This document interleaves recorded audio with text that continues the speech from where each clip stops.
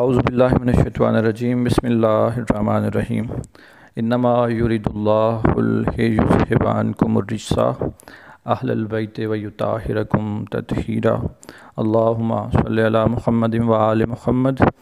ابتدا رب جلیل کے پاک و بابرکت نام سے درود نبی مکرم سرور کائنات امام الانبیاء سرکار دو جہان آقا دو جہان مولا دو جہان حضرت محمد مصطفیٰ صلی اللہ علیہ وآلہ وسلم اور ان کی آل پاک پر۔ میری یوٹیوب پہ یہ پہلی ویڈیو ہے اور اس میں کوشش کروں گا کہ اپنے اس چینل کا چھوٹا سا مختصر سا تعارف کروا سکوں کہ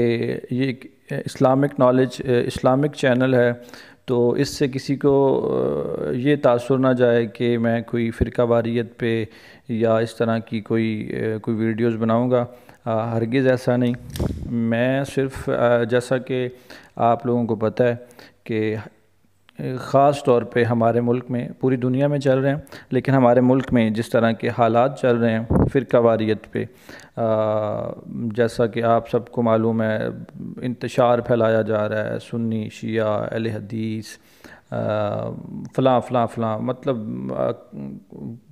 کم بختی ہماری کہ ہم مسلمان ہیں الحمدللہ اور ہم فرقوں میں بٹ گئے ہیں۔ بہرحال ہمیں بانٹ گئے، اب ہم اس سٹیج سے واپس نہیں آ سکتے،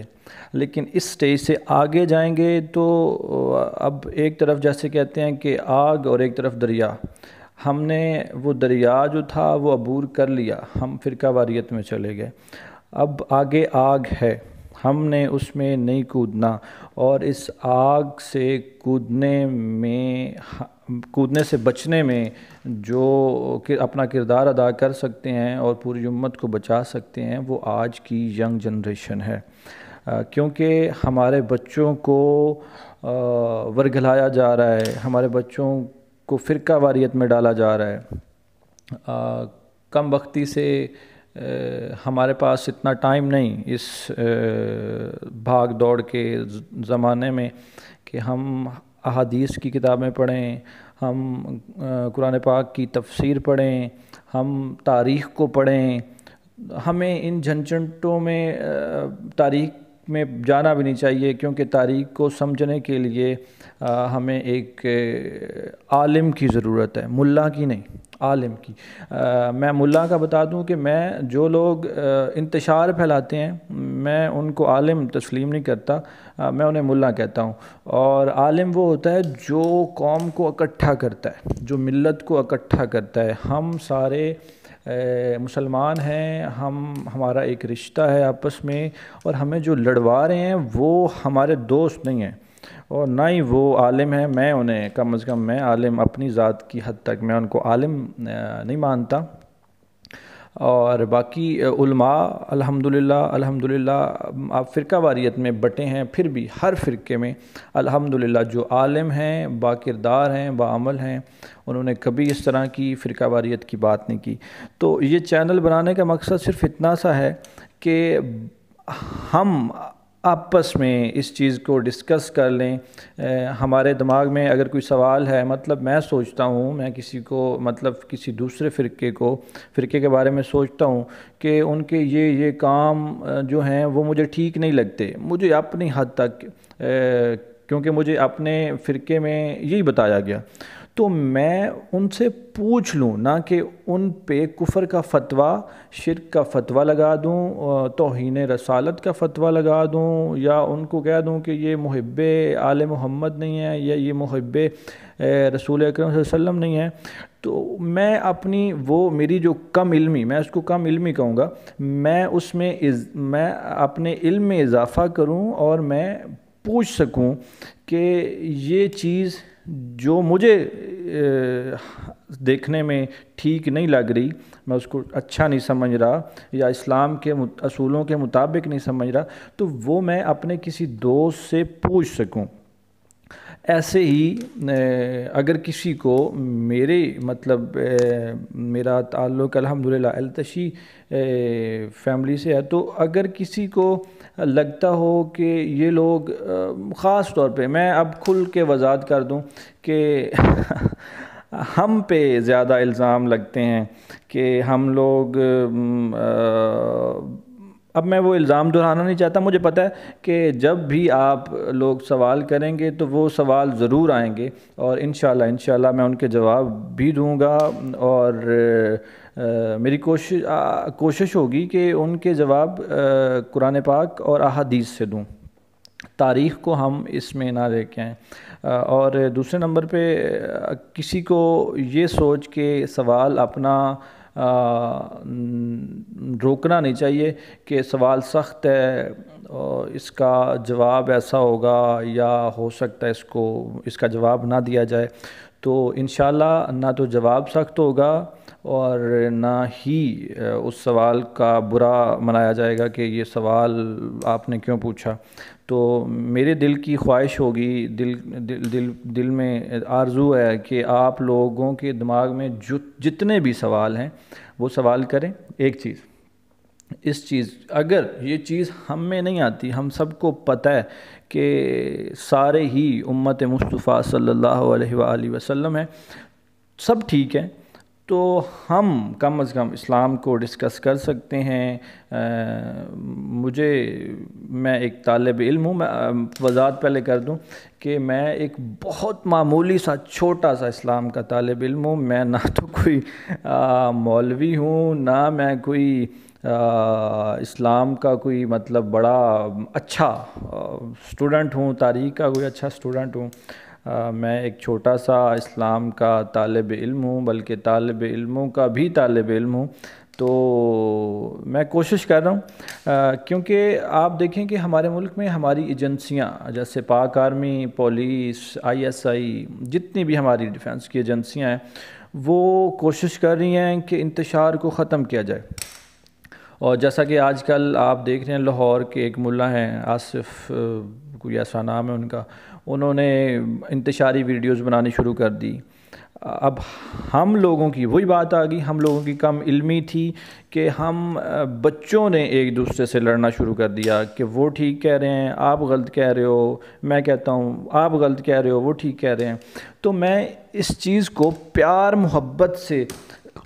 حل کرنے کے لیے، اور ان سوالوں کے جواب جو مجھے چاہیے کسی سے یا کسی کو چاہیے مجھ سے، وہ آسانی سے پیار محبت سے ہم ایک دوسرے کو دیں۔ مجھے کچھ چیزوں کا ہو سکتا ہے مجھے نہ پتہ ہو، آپ مجھے بتائیں، ہو سکتا ہے کوئی ایسی چیز آپ کو سب کا پتہ ہوگا، ہو سکتا ہے کوئی ایسی چیز جو آپ کو نہ پتہ ہو اور مجھے اس کا پتہ ہو تو میں آپ کو بتا دوں۔ تو یہ چینل کا چھوٹا سا تعارف تھا، تھوڑا لمبا تھا، 8-9 منٹ کا، وہ میں نے کروا دیا۔ مطلب اس میں کوئی ایسا کوئی نہ سمجھے کہ میں نے چینل اس طرح اسلام کے نام پہ بنا کے میں کیا کرنا چاہ رہا ہوں۔ تو یہ ایک تعارف تھا کہ ہم ایک دوسرے کو اسلام کے بارے میں ہم ڈسکس کر سکیں، سوال و جواب کر سکیں، ایک دوسرے کے علم میں اضافہ کر سکیں۔ یہ ایک چھوٹا سا تعارف تھا۔ دوسرے نمبر پہ جب میں نے تعارف کے طور پہ ایک ویڈیو بنائی تو ساتھ، کیونکہ ویڈیو کی ابتدا تھی، مطلب پہلی ویڈیو تھی میرے چینل کی، تو میں نے سوچا کہ کیوں نہ اس ہستی کا ذکر کیا جائے جس کی وجہ سے یہ کائنات تخلیق کی گئی، بلکہ ان کی وجہ سے نہیں، ان کی نالین پاک کی وجہ سے اس کائنات کو تخلیق کیا گیا۔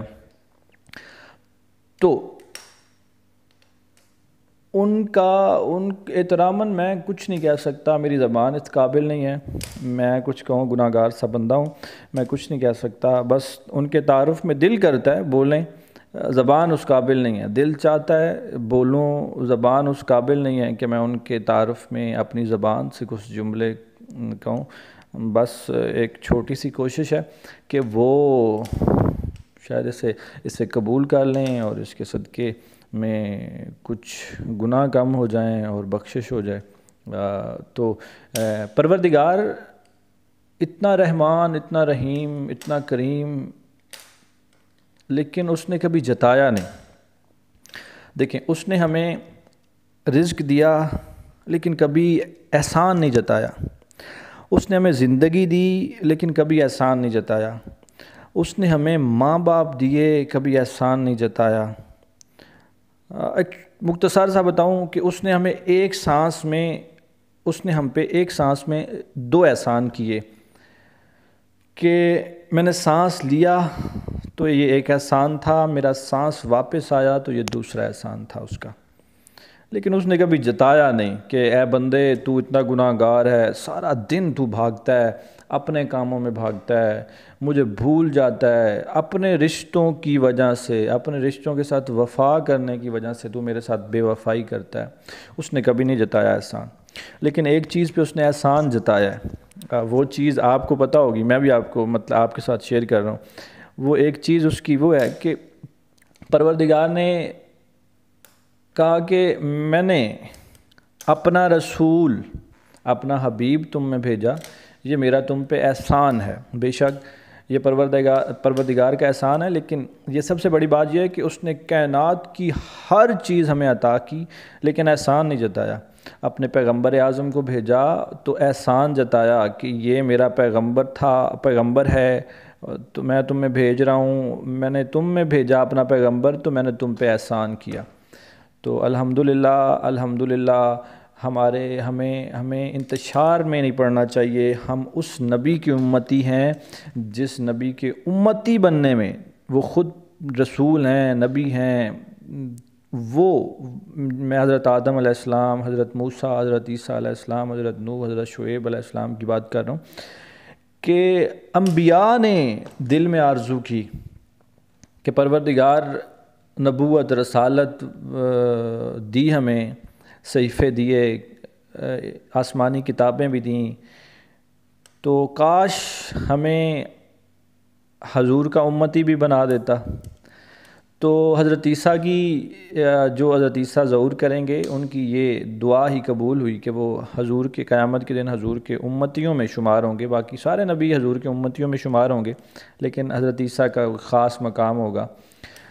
تو جس نبی کی امتی بننے کے لیے پیغمبر، رسول، نبی دعائیں کرتے رہے،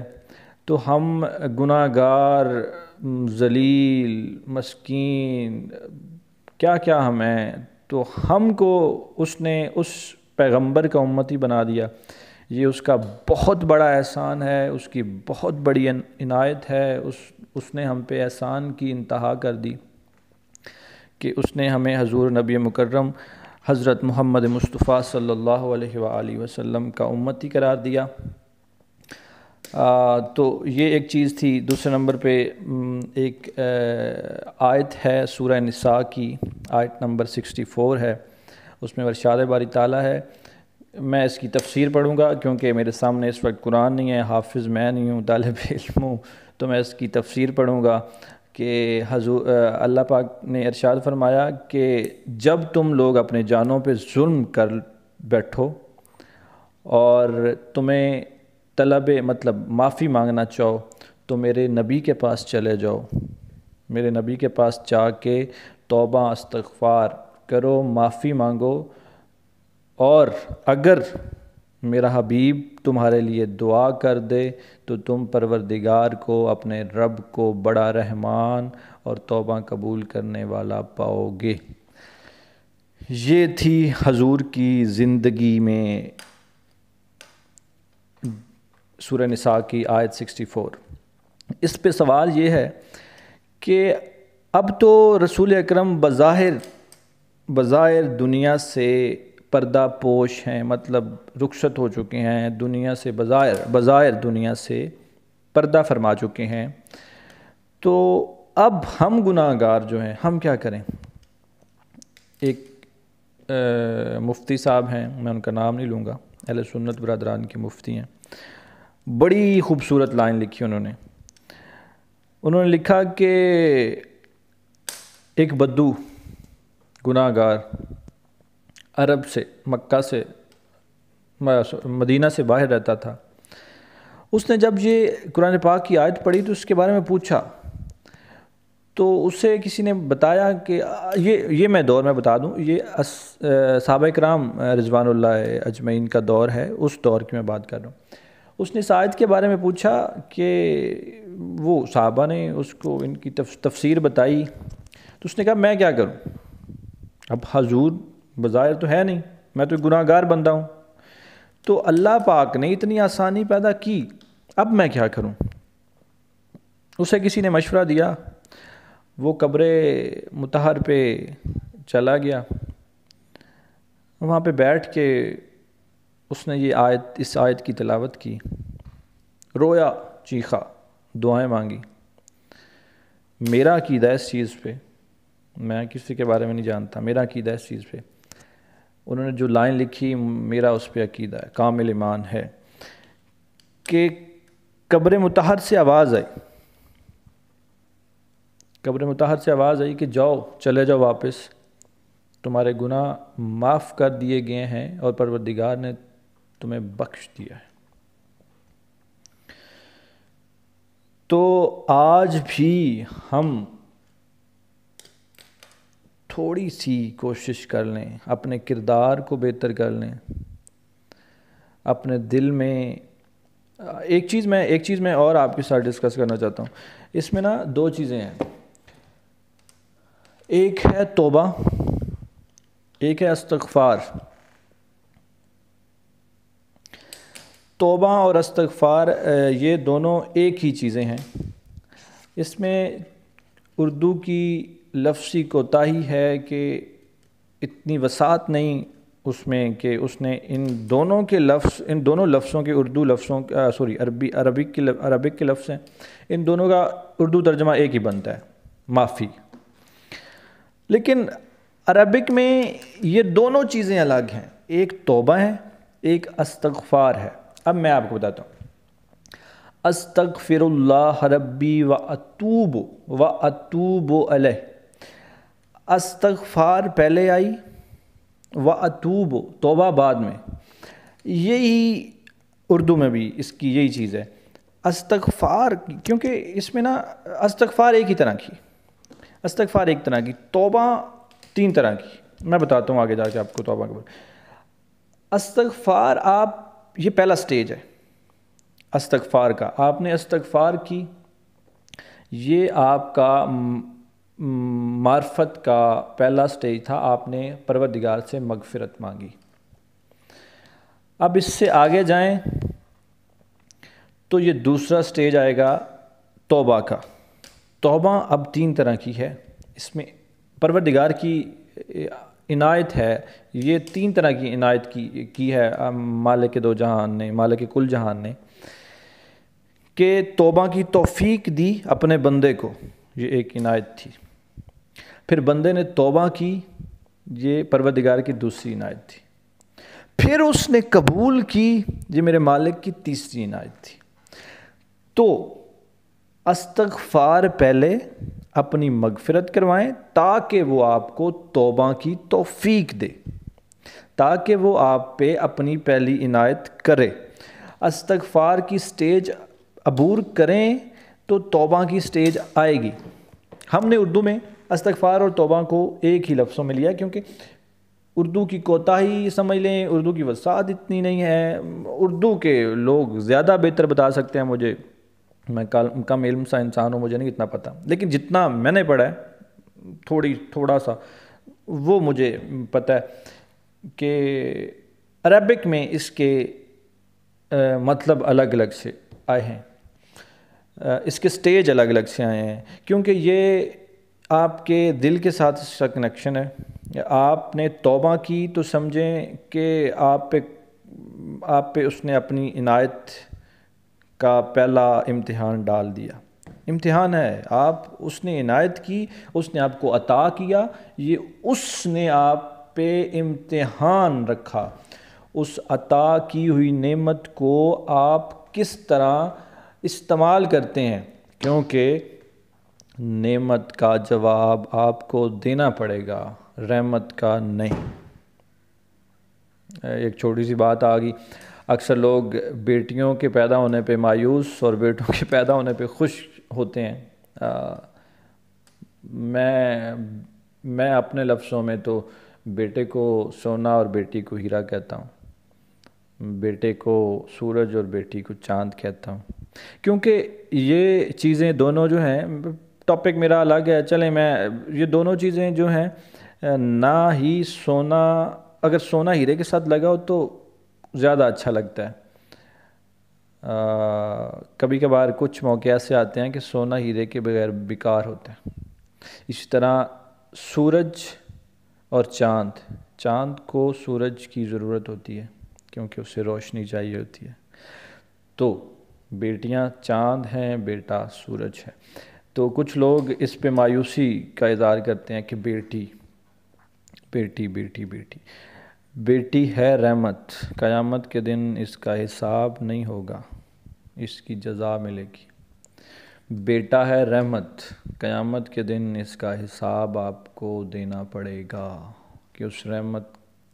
نے کیا کیا کیا، اس کی تربیت آپ نے کیسے، بیٹی کی تربیت کی اس کا ثواب ہے،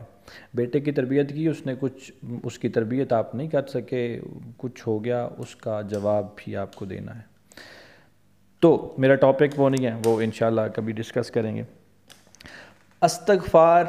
الگ سٹیج آ گئی، توبہ الگ سٹیج آ گئی، اف اس میں ایک چیز اور بھی ہے، اف۔ اگر ان تینوں کو آپ ایک لائن میں رکھیں گے تو اف کی پہلی سٹیج ہے، پھر استغفار سیکنڈ نمبر پہ ہے، اور پھر توبہ لاسٹ نمبر پہ ہے۔ اف معافی، افسوس، سمپل سا افسوس، استغفار مغفرت، طلب کہہ لیں، توبہ مین سٹیج، یہ عنایت ہے۔ اس کے بعد جو آپ کو کہا جاتا ہے نا کہ آپ ایک پرہیزگار انسان، تقوی انسان کے دل میں آتا ہے، وہ توبہ کی سٹیج ہے۔ یہ چیزیں تھیں۔ اب مختصر سی ویڈیو کافی لمبی ہوگی، ایک مختصر سی، کیونکہ عید قربان سر پہ ہے، تو اس پہ چھوٹی سی چیز کہ مالک نے کہا کہ مجھے نہ تو آپ کی قربانی کا گوشت، سورہ حج، نہ آپ کی قربانی کا گوشت، نہ خون اور نہ ہڈیاں مجھ تک پہنچتی ہیں۔ مالک سوال، تفسیر، میں آپ کو بار بار کہہ رہا ہوں، میں قرآن پاک کا ترجمہ نہیں، تفسیراً اس کو بیان کر رہا ہوں، کیونکہ میرے پاس خدا کا پاک کلام اس وقت میرے سامنے نہیں ہے، اور میں پہلے بڑا گناہ گار بندہ ہوں، میں اس کو بالکل، ہاں ایک چیز، تفسیر بالکل وہی ہے، تفسیر بالکل وہی ہے۔ مالک نے کہا کہ مجھ تک نہ تمہارا گوشت، نہ خون، نہ ہڈیاں، کچھ نہیں پہنچتا۔ مالک سوال اپنے طور پہ دل میں کر رہا ہوں، مالک کیا پہنچتا ہے؟ تو جواباً کہا گیا کہ تقوی۔ اب آپ نے جانور کو قربان ہوتے دیکھا ہوگا، جب اس کا پیٹ چاک کرتے ہیں نا تو اس میں سے تقوی نہیں نکلتا، اس میں سے پنجابی میں کہتے ہیں کہ خون ہوگا، مطلب جو کچھ اس کے پیٹ میں، آپ کے پیٹ میں آپ کی گندگی بھی ہو سکتی ہے، آپ کے جیسے کلیجی، ساری چیزیں، مجھے ان کے نام نہیں آتے، اس میں سے نکلیں گی، تقوی نہیں نکلے گا۔ تقوی کدھر ہوگا؟ آپ کے دل میں۔ اب تقوی وہی توبہ والی سٹیج کے بعد، تقوی آپ کے دل میں ہوگا تو آپ کی قربانی قبول ہے۔ آپ چاہے گوشت کے 7 کے بجائے 14 کے بجائے 21 کے بجائے جتنے مرضی اسے کریں، 28 کریں، جتنے مرضی کریں، اس کا پروردگار کے ساتھ، ہاں احساس کے ساتھ ضرور اس کا ایک کنیکشن ہے، مالک نے اس کا حکم نہیں دیا ہم 7 حصے کریں، 1 حصہ کریں، 100 حصے کریں۔ دوسرے نمبر پہ رشتہ داروں میں تقسیم کریں، اس کا بھی کوئی حکم نہیں، دوستوں میں بانٹیں، کوئی حکم نہیں۔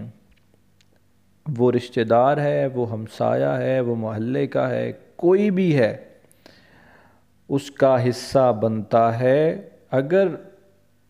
وہ حقدار ہے تو۔ رشتہ داروں نے 10 جانور کیے ہوتے ہیں، ہم لوگ قربانی کرتے ہیں، اس کے حصے بناتے ہیں، رشتہ داروں کے ہاں بھجوا دیتے ہیں، وہ ہمارے ہاں بھجوا دیتے ہیں، ان کے فریج بھی فل ہو جاتے ہیں، ہمارے بھی فل ہو جاتے ہیں۔ جو حقدار ہوا کرتے ہیں وہ ہمارے گھر کے ساتھ والی دیوار کے ساتھ بیٹھے ہوتے ہیں، ہمیں پتہ ہی نہیں ہوتا۔ ہم لوگ ہماری فیملی میں تو محرم سے پہلے کہتے ہیں جی ختم کریں، محرم آ رہا ہے۔ یار محرم آ رہا ہے، محرم کا احترام کر رہے ہو، تمہارے دل میں ڈر خوف آ رہا ہے کہ نواسہ رسول پیغمبر اعظم کے نواسے کے دن ہیں، تم لوگوں کو احساس نہیں ہوا کہ تم نے قربانی کی، تم نے 20 دن دبا کے کھایا، اور تمہارے گھر کے ساتھ والی دیوار میں بیٹھا ہوا بندہ اس نے چکھا بھی نہیں، یا وہ ایک دن ہی اس نے کھایا، اس کے پاس کتنا میں نے اپنے ہر گھر میں ہوتا ہے یار، 2 بوٹیاں چھوٹی چھوٹی رکھ کے ادھر بھیج دو، اور جن کے گھر ہوا ہے ان کے گھر پلیٹ بھر کے بھیجو، کیونکہ ادھر سے بھی تو آنا ہے نا۔ ہم لوگوں کو میں اپنے